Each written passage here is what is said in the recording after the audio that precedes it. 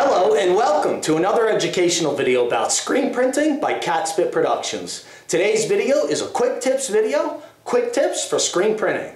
And the video is about how to choose your mesh count for screen printing textiles using plastisol screen printing inks. Okay, a couple things to note first. Okay, first of all, it's important to note that there are no set rules or standards necessarily for choosing mesh counts for your screen printing jobs. This is the kind of thing that's going to take a little bit of time and experience for you to understand what artwork will work best on what mesh count.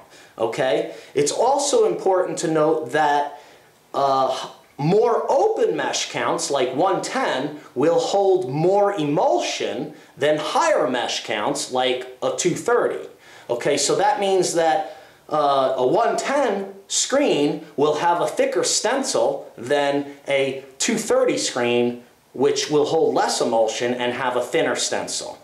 Okay, now the other thing is that what you want to try to do in general with plastisol screen printing inks, textile plastisol inks that you're going to print t-shirts with, the general rule is to use the most open mesh count you can possibly use for the design that you're going to be printing.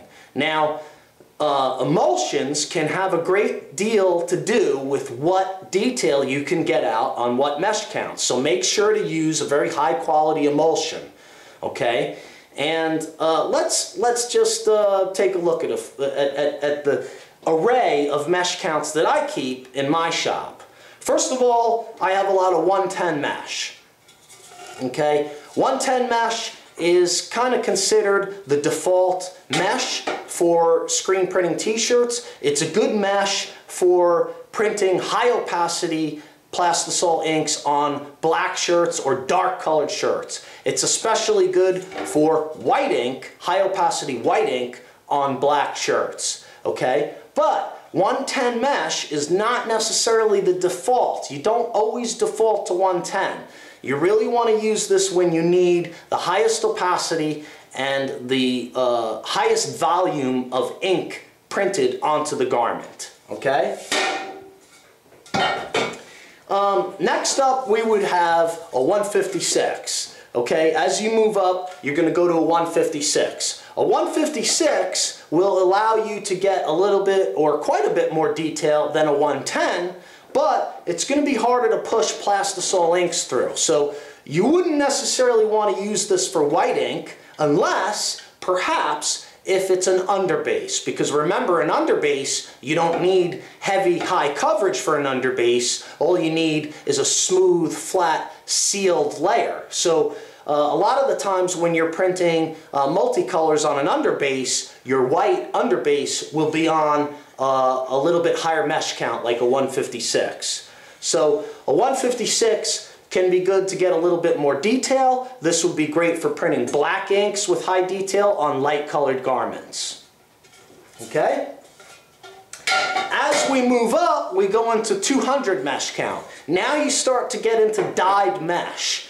Dyed mesh will increase your exposure time when you burn your screen. When you go to the exposure unit and you take your film positive and you burn your screen, dyed mesh tends to absorb a little bit of the scattered light, and therefore dyed mesh makes it a little bit easier to get detail because there's not that scattering, halation or something I think it's called technically. So dyed mesh may take a little bit longer exposure, but in the dyed mesh at a 200 mesh count, you're going to be able to do a lot more high detail. You're going to be able to do one color halftones. You may be able to do spot and dots, which are spot colors combined with halftones, but you'd probably be at about a 45 LPI halftone on a 200 mesh count. Okay, so a 200 mesh count will be good for higher detail and some halftone work. Next up, we would have a 230.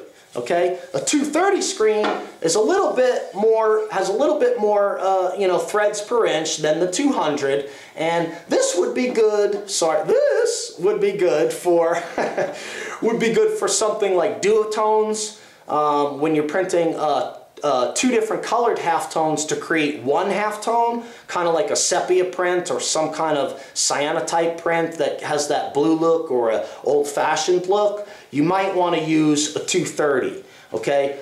A 230 may also be good for 45 LPI halftones and such like that. So a 230 would also be good for certain types of halftone work, as well as fine line detail and such in your design. Okay, and then next up we have a 305. A 305 or a 355, which I don't even have a 355 in my shop, but 305 mesh counts and 355 mesh counts are most suitable for 4-color process, and that's it. You would never use these for anything else other than 4-color process. If you do, you're basically creating a lot more physical labor for you and pushing the ink through such a high mesh count, especially when we're talking about plastisols. Okay? Water-based inks is a little bit different. Okay? Maybe we'll talk about water-based inks and mesh counts in a different video, but today we're talking about mesh counts in relation to plastisol inks, which tend to be a little bit thicker and have higher opacity. Okay? So your 305 and your 355 mesh counts are going to be reserved for 4-color process. Now, as you can see, I just showed you a bunch of pre-stretched screens. And most pre-stretched screens that you can get are going to be anywhere, as far as the tightness, are going to be anywhere from, you know, 18 to 24 newtons. The higher the newton count, the higher the tension, the better off you'll be with any print job. Okay? And that brings us to bulk mesh. You can also get pieces of mesh. Whoops, I just dropped a piece on the floor. You don't want to do that, it gets dirty, but it's okay. You can mesh prep it, remember? You stretch it on the screen and then you're going to have to mesh prep it anyway. So, you can get pieces of fabric. This one here is actually like a 156, I can feel. This one over here is a 110, because I can just feel the coarseness of it. So you got like a 156 here, you got a 110 here, and then of course as you move into the higher mesh counts, again we have dyed mesh. And this one here is going to be like a 305. So, okay, here you can see a little bit how very little you can see through the higher mesh counts. Okay? And you can certainly use pieces of mesh like this to stretch your own screens at home if you're working with wood frames or even metal frames, because you can buy the cyanacrylite adhesive with the activator through one of my vendors on the print supplies page on the Cat Spit Productions website. You can actually get the adhesive used to glue this to your frames. And there are several different ways to build jigs or to use devices to hand stretch screens. And hopefully sometime in the future I will demonstrate how to hand stretch a screen. But you know how it goes. In a working shop, sometimes it's a little difficult. Okay, so that's it for today. If you have any questions about how to choose your mesh count, please feel free to post your questions in the comments below, or message me through YouTube or through the website. And please use the new Cat Spit Productions screen printing forum, because you can actually go into the screen making section, because this is about screen making, and you can post pictures of your design and ask me, what do you think mesh count, what mesh count do you think I should use for this design?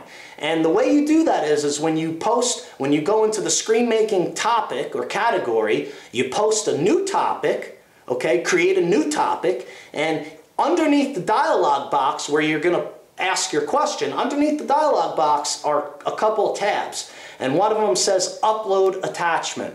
That's where you can upload your photographs or your pictures of your artwork so that I can take a look at it and maybe give you a little help on which mesh count to use. Okay? It's getting a little hot in here today. I apologize. I started this video late in the day in order to get it to you, trying to get it uploaded today. So I apologize for the little bit of sweatiness. We'll be back in winter soon, and that'll be a happy thing for me. So thanks a lot for watching my videos. If you like what you see, please support me online, rate, thumbs up, comment below, subscribe to the YouTube channel, sign up for the Cat Spit Productions Screen Printing Forum, visit the website and fully explore the website for all the free tips and information about how to screen print t-shirts at home or for profit.